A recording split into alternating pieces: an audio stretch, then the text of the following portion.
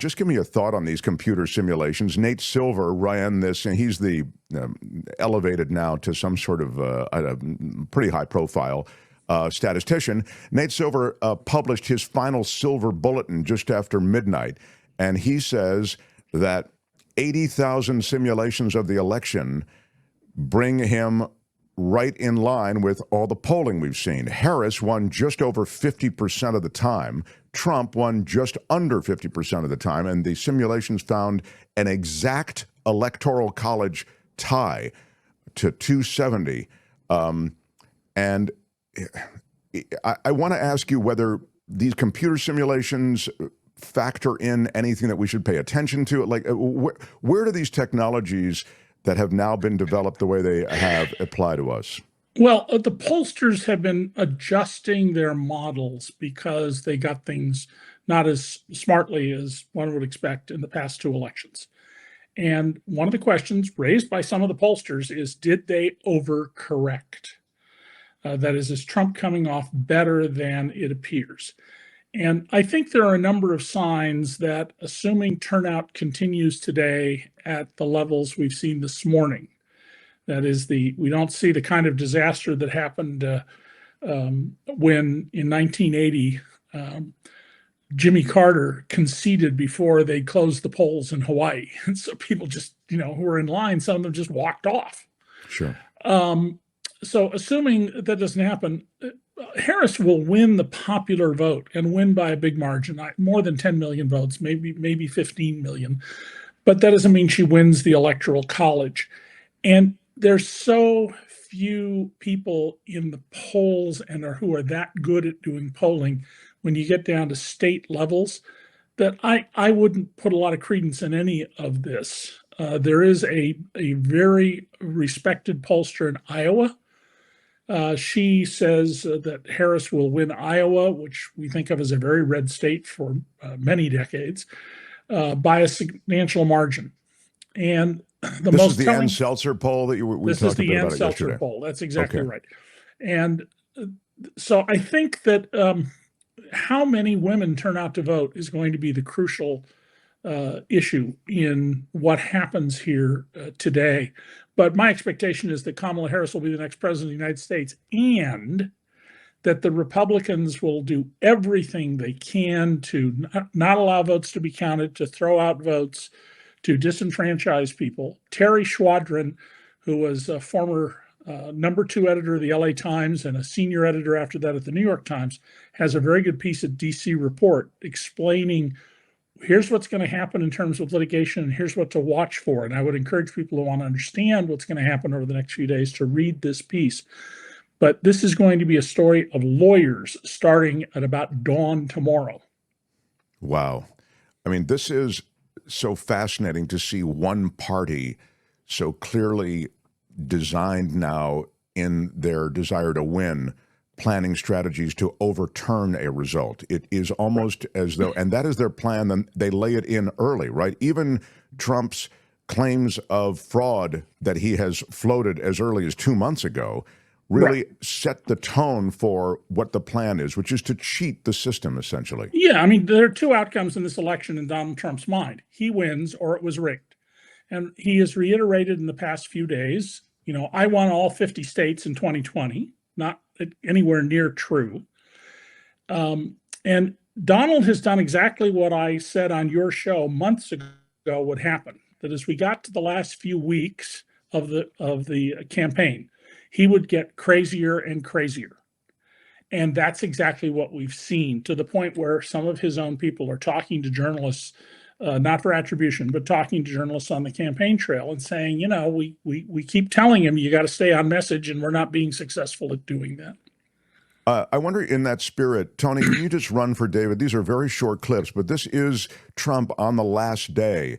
And he's particularly, he's so nasty. And I want to talk to you in a broader sense about the nasty and how that's kind of been the coin of the realm now. But I want to get to play, David, a clip from, this is Trump from yesterday. Countries weren't accepting him back until I came. With Barack Hussein Obama, I call him the Great Divider. He's the Great Divider. And he hit, and Michelle hit me. I was so nice to her. Out of respect, I was saying that. She hit me the other day. I was going to say to my people, am I allowed to hit her now? They said, take it easy, sir. Sir, take it easy. My geniuses, I'm telling you, they said, just take it easy. Oh, what do you mean? She said bad about me. I can't hit back. Sir, you're winning. Just relax. Is that good advice? Is that good or bad advice? I think it's neutral. You know what the response is there? It's like, nah. What do the ladies from North Carolina think about? Hit back or just relax? Huh? Oh, they say hit back. You say hit back. I'd actually love to hit back, but we'll hold it a little while. We'll hold it. I'd love to hit back, but oh no. Now play him, if you would, this quickly. The Pelosi. This was actually, that was tame compared to what he said about Pelosi. Go ahead. She's a crooked person. She's a bad person. Evil. She's an evil, sick, crazy. Bad. Oh no. It starts with a B, but I won't say it. I want to say it.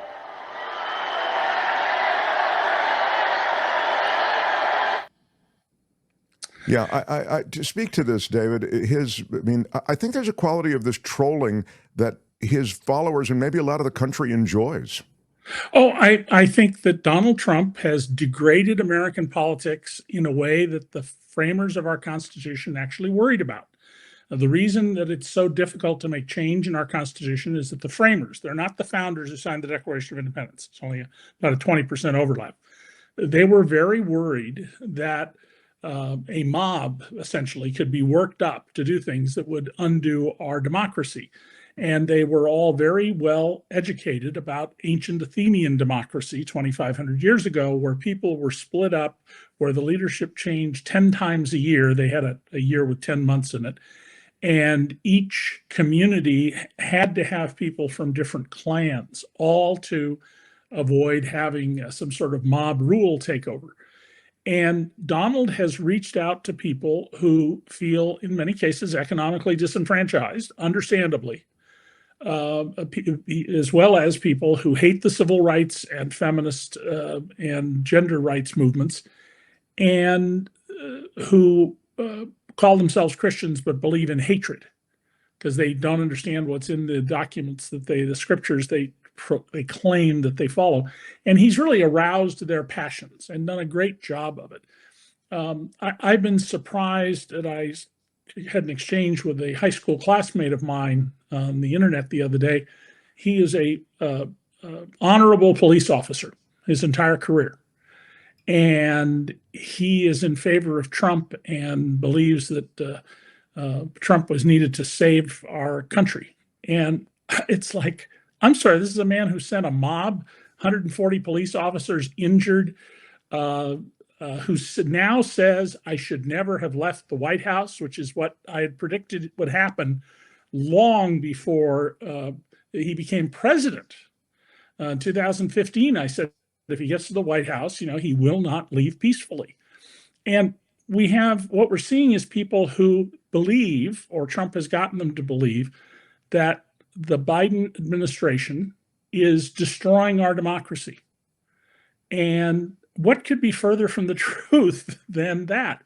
And when Donald says things like, she's a lunatic, he's talking about himself. Everything Donald does like this, it's important to understand, is he projects onto other people as a way to avoid his own condition.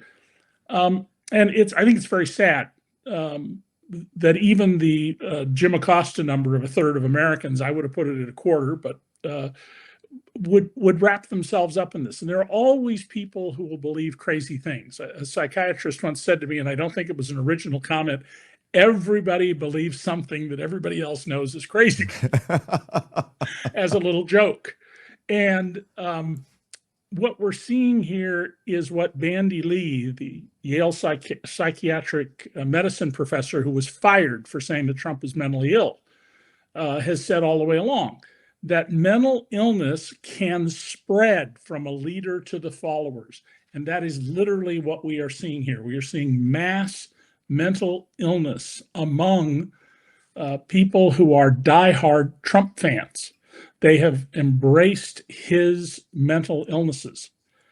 And because they've David, just to be clear about that, Yeah. because they've accepted this narrative, the completely That's fictitious correct. narrative of the immigrants voting by the millions, illegals, et cetera. Right. Crime is up when crime is down. The economy is in recession. We have the strongest economy in the world, as the Economist magazine, the most sober publication on the planet, says.